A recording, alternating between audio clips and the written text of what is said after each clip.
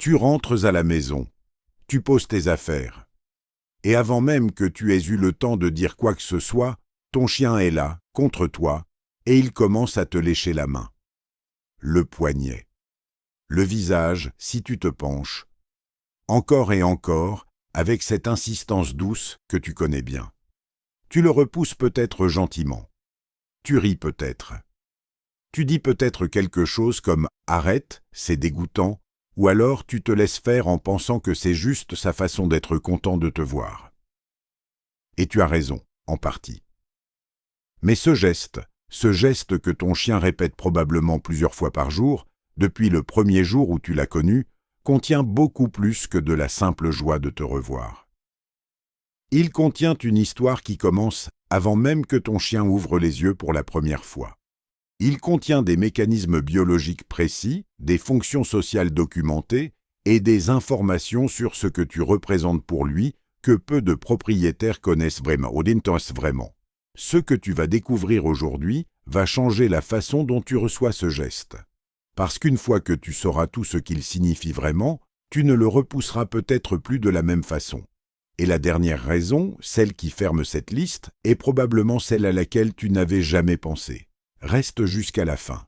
D'où vient ce comportement? Pour comprendre pourquoi ton chien adulte te lèche, il faut remonter à ses tout premiers jours de vie. Quand un chiot vient de naître, il est complètement dépendant de sa mère. Aveugle, sourd dans les premiers jours, incapable de se déplacer seul, il a pourtant un comportement réflexe extrêmement important. Il pousse son museau contre le corps de sa mère et il commence à lécher. Ce léchage néonatal a plusieurs fonctions vitales. Il stimule la production de lait chez la mère. Il aide le chiot à localiser les mamelles. Et il déclenche chez la mère un comportement réciproque. Elle lèche le chiot en retour, ce qui stimule sa circulation, l'aide à respirer et l'encourage à éliminer ses déchets dans les premières semaines quand il ne peut pas le faire seul. Le léchage, dès la naissance, est donc associé à deux choses essentielles, la survie et le lien avec la mère. Plus tard, quand les chiots commencent à manger de la nourriture solide, un autre comportement apparaît. Les chiots lèchent la gueule de leur mère quand elle revient de la chasse. Ce comportement, observé chez les loups et chez de nombreux canidés sauvages, déclenche chez la mère un réflexe de régurgitation. Elle ramène une partie de la nourriture qu'elle vient de manger pour ses petits. Ce comportement a un nom en éthologie. Il fait partie des comportements de sollicitation ou comportements infantiles qui persistent parfois chez l'adulte. Et c'est là que ça devient intéressant pour toi. Parce que ton chien adulte, qui n'a évidemment plus besoin que tu régurgites de la nourriture pour lui, garde dans son répertoire comportemental ce geste ancestral. Et il le dirige vers toi. Première raison, il te considère comme faisant partie de sa famille. Voici la première chose que ce geste te dit, et elle est peut-être la plus simple à comprendre, mais aussi la plus belle. Quand un chien lèche un autre être vivant, qu'il s'agisse d'un autre chien ou d'un humain, il active un répertoire comportemental qui, dans la nature, est réservé aux membres de la famille proche ou du groupe social. Ce n'est pas un comportement qu'un chien dirige vers n'importe qui de façon aléatoire. Des études sur le comportement social des canidés ont montré que le léchage entre individus adultes est l'un des marqueurs les plus fiables de l'appartenance à un même groupe social cohésif. Dans une meute de loups, par exemple, le léchage mutuel entre adultes renforce les liens sociaux, réduit les tensions et confirme l'appartenance au groupe. Quand ton chien te lèche, il t'inclut, biologiquement et comportementalement, dans cette catégorie. Tu n'es pas un visiteur. Tu n'es pas un étranger qu'il tolère. Tu fais partie de son groupe au sens le plus profond que sa biologie puisse exprimer. C'est la même logique qui explique pourquoi les chiens lèchent rarement, voire jamais, des inconnus de cette façon répétée et insistante. Ce geste est réservé, il est sélectif. Et si c'est toi qui le reçois, régulièrement, c'est que tu as une place précise et confirmée dans sa vie. Deuxième raison, il recueille des informations sur toi.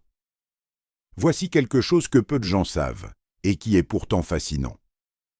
La langue de ton chien n'est pas juste un organe pour manger, boire et réguler sa température par le halètement.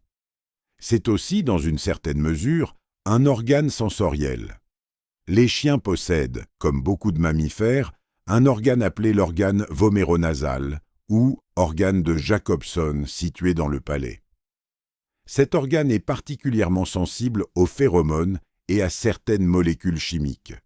Et le léchage est l'un des moyens par lesquels ces molécules sont transportées vers cet organe pour être analysées. Quand ton chien te lèche, en particulier la peau, où se trouvent des glandes sudoripares qui produisent des sécrétions chargées d'informations chimiques sur ton état physiologique, il recueille littéralement des données sur toi. Ton stress, ton état émotionnel, parfois même des changements hormonaux ou des signes précoces de certains problèmes de santé peuvent être présents dans ces sécrétions. C'est exactement le même type de système sensoriel qui permet à certains chiens entraînés de détecter des baisses de glycémie, des crises d'épilepsie imminentes ou même certains cancers par l'analyse de composés chimiques présents sur la peau ou dans la laine. Ton chien de compagnie ordinaire n'a pas cette formation spécifique. Mais le même système biologique de base est actif. Et chaque fois qu'il te lèche, il est en train, à un niveau très basique, de te lire chimiquement, de recueillir des informations sur qui tu es en ce moment précis, sur ton état intérieur, sur ce qui a changé chez toi depuis la dernière fois qu'il t'a vu. Ce geste anodin est, dans une certaine mesure, un acte de connaissance. Ton chien apprend quelque chose sur toi chaque fois qu'il fait ça. Troisième raison, c'est une demande de communication, pas seulement un don. Voici quelque chose qui surprend beaucoup de propriétaires. On pense souvent que le léchage est un acte que le chien fait pour exprimer quelque chose, pour te donner de l'affection par exemple. Et c'est en partie vrai. Mais une partie de ce comportement fonctionne aussi dans l'autre sens. C'est une demande d'attention et de réciprocité. Dans la communication canine, certains comportements ont une fonction qu'on appelle la fonction phatique, c'est-à-dire qu'ils servent avant tout à établir ou maintenir un canal de communication plutôt qu'à transmettre un contenu spécifique. C'est un peu comme dire « allô » au téléphone. Ce mot ne dit rien en lui-même, mais il confirme que la ligne est ouverte et que la communication peut avoir lieu. Le léchage fonctionne souvent de cette façon. Ton chien te lèche et il attend une réponse, un regard, une caresse, un mot, une réaction qui confirme que le canal entre vous deux est ouvert, que tu es disponible, que l'interaction peut continuer. C'est pour ça que ton chien insiste parfois. Il ne lèche pas une fois et n'arrête pas. Il continue parce qu'il attend cette confirmation. Et quand elle arrive, quand tu le regardes, quand tu réponds par une caresse ou par la voix, quelque chose se conclut dans l'échange. Une boucle de communication s'est complétée. Si tu ignores complètement ce geste, sans aucune réponse, certains chiens insistent davantage parce que de leur point de vue, le message n'a pas encore été reçu. Quatrième raison, il apaise son propre stress. Voici une raison qui change complètement la perspective sur ce comportement. Le léchage n'est pas seulement dirigé vers l'extérieur. Il a aussi un effet sur le chien lui-même. Des études sur le comportement canin ont montré que l'acte de lécher déclenche la libération d'endorphines chez le chien. Ces substances chimiques produisent un effet apaisant et légèrement euphorisant. C'est en partie pour cette raison que certains chiens se lèchent eux-mêmes de façon répétitive quand ils sont stressés, parfois jusqu'à développer des problèmes de peau liés à ce léchage excessif. Mais le léchage dirigé vers toi peut avoir le même effet régulateur pour ton chien. Si ton chien te lèche dans des moments où il semble légèrement agité, après ton retour à la maison par exemple, quand l'excitation des retrouvailles est intense, ce geste peut être en partie une façon pour lui de gérer cette excitation, de la canaliser, de se calmer lui-même à travers une action répétitive et apaisante. C'est un peu comme certains comportements humains d'autorégulation, se mordiller la lèvre, se frotter les mains, respirer profondément. Le léchage peut être, pour ton chien, l'équivalent de ces gestes. Ce qui veut dire que quand ton chien te lèche dans un moment d'intensité émotionnelle, joie du retour, excitation avant une promenade, il ne fait pas seulement quelque chose pour toi. Il fait aussi quelque chose pour lui-même. il se régule. Et toi, ta peau, ta présence, deviennent le support de cette régulation. 5e raison, il imite ce que tu fais avec lui.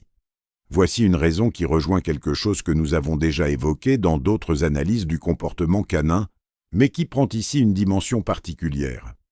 Les chiens sont des imitateurs sociaux sophistiqués. Au cours de leur domestication, ils ont développé une capacité remarquable à observer les comportements humains et à les reproduire dans leur propre répertoire, en les adaptant à leur morphologie. Pense à ce que tu fais avec ton chien au quotidien. Tu le touches, tu poses ta main sur lui, tu le caresses, parfois longuement, parfois en répétant le même geste sur la même zone, sa tête, son dos, ses oreilles. Ce geste dans ton répertoire à toi est une expression d'affection et de connexion. Et ton chien, qui n'a pas de main, qui n'a pas la possibilité de caresser au sens où tu le fais, possède en revanche une langue. Un organe mobile, humide, qui peut entrer en contact répété avec ta peau. Ce que certains comportementalistes observent, c'est que le léchage que ton chien dirige vers toi peut être, dans une certaine mesure, sa version de la caresse. Sa façon de reproduire, avec les outils dont il dispose, le geste d'affection qu'il reçoit de toi et qu'il a appris à associer au lien, à la chaleur, à la connexion. Ce n'est pas une imitation mécanique et froide, c'est une traduction. Ton chien traduit dans son propre langage corporel quelque chose qu'il a appris de toi et qu'il te renvoie. Quand tu reçois ce léchage en pensant à ça, le geste change de sens. Ce n'est plus juste de la salive sur ta main. C'est ton chien qui te dit, avec ce qu'il a, exactement ce que toi tu lui dis avec tes mains. 6e raison, ton goût lui dit quelque chose. Voici une raison plus surprenante, et qui touche à quelque chose de très concret. La peau humaine n'est pas neutre au goût et à l'odorat pour un chien.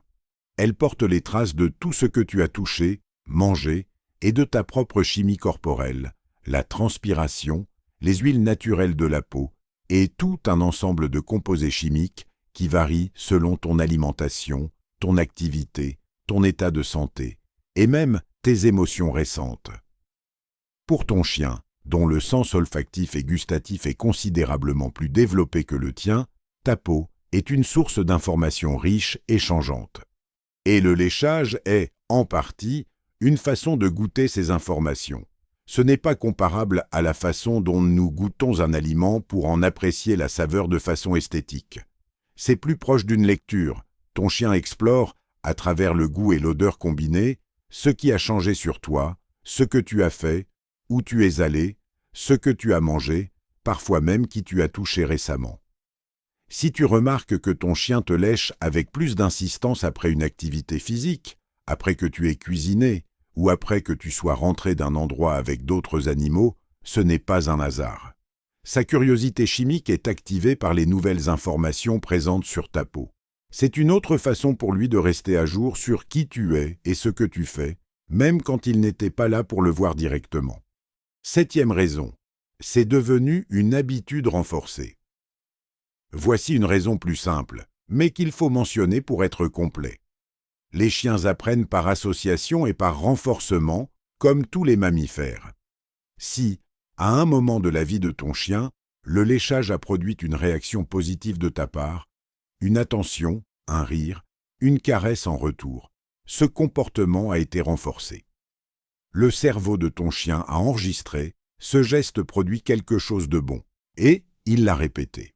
Au fil du temps, ce qui était peut-être au départ un comportement isolé, motivé par une des raisons précédentes, est devenu une habitude solidement ancrée, renforcée par des années de répétition et de réponses positives de ta part.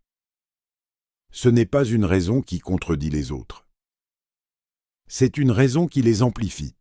Les motivations biologiques profondes, l'appartenance au groupe, la collecte d'informations, la communication, l'autorégulation, l'imitation affective, la curiosité chimique ont initié le comportement, et ta réponse, au fil du temps, l'a solidifié en une habitude que ton chien répète maintenant presque automatiquement dans de nombreux contextes différents. C'est un peu comme certaines de nos propres habitudes affectives. On commence à faire un geste pour une raison précise, Et avec le temps, ce geste devient une partie de notre façon d'être avec quelqu'un, indépendamment de la raison initiale. 8e raison, la raison à laquelle tu n'avais probablement pas pensé. Et voici la dernière raison. Celle qui ferme cette liste. Et qui est peut-être la plus profonde de toutes. Tout au long de cette vidéo, nous avons parlé de ce que ton chien fait et pourquoi. Mais il y a une dimension de ce geste qui concerne directement ce qu'il ressent envers toi spécifiquement et qui va au-delà de toutes les explications fonctionnelles que nous venons de voir. Des recherches sur l'attachement canin ont montré que les chiens ne dirigent pas leurs comportements affectifs les plus intimes vers n'importe qui de façon égale. Ils les concentrent vers leur figure d'attachement principale, les personnes avec lesquelles ils ont développé le lien le plus profond et le plus sécurisant. Le léchage fréquent et répété fait partie de ces comportements concentrés. Si tu observes ton chien dans un environnement social avec plusieurs personnes, tu remarqueras probablement que ce comportement n'est pas distribué de façon égale. Il est dirigé de façon disproportionnée vers une ou deux personnes en particulier. Et ce n'est pas un hasard. Ce que ce geste dit, dans son sens le plus profond, c'est « tu es ma personne ». Tu es celui ou celle vers qui mon corps se tourne instinctivement pour exprimer tout ce que je viens de te décrire. L'appartenance, la connaissance, la communication, l'apaisement, l'imitation de l'affection, la curiosité. Tout ça converge vers toi, spécifiquement, parce que c'est toi qui l'as choisi. Et voici la partie qui va peut-être te surprendre le plus. Des chercheurs qui étudient le vieillissement des liens d'attachement chez les chiens ont noté que ce comportement, le léchage dirigé vers la figure d'attachement principale, a tendance à s'intensifier, et non à diminuer avec les années. Contrairement à ce qu'on pourrait penser, un chien plus âgé, qui a vécu plus longtemps avec toi, ne lèche pas moins. Souvent, il lèche davantage ou avec plus d'intensité dans certains moments. Une des explications proposées est que le léchage, à un âge avancé, peut aussi fonctionner comme un geste de réassurance pour le chien lui-même. Plus un chien vieillit, plus son monde sensoriel peut devenir incertain, vision qui baisse, audition qui diminue, et plus la confirmation tactile et chimique de la présence de sa personne de référence devient importante pour sa propre régulation émotionnelle. Ce qui veut dire que si ton chien te lèche encore, après des années, peut-être même plus qu'avant, ce geste porte en lui toute l'histoire de votre relation. Chaque jour vécu ensemble, chaque retour à la maison, chaque moment de confiance construit petit à petit. Et il porte aussi quelque chose de plus délicat, le besoin, qui grandit avec l'âge, de confirmer encore et encore que tu es là. Que le lien tient. Que dans un monde qui devient sensoriellement plus flou pour lui, toi, tu restes un point de certitude. Ce que tout ça change. Tu sais maintenant que ce geste que tu reçois peut-être plusieurs fois par jour, ce geste que beaucoup de gens trouvent simplement mignon, ou parfois un peu agaçant, porte en lui 8 couches de sens différentes. L'appartenance au groupe. La collecte d'informations sur toi. Une demande de communication. Une autorégulation émotionnelle. Une traduction de l'affection que tu lui donnes. Une curiosité chimique sur ce que tu deviens. Une habitude renforcée par des années de réponses positives. Et, peut-être la plus belle de toutes, la confirmation répétée que tu es sa personne, celle vers laquelle tout converge, celle dont la présence reste un point d'ancrage même quand le monde devient plus incertain.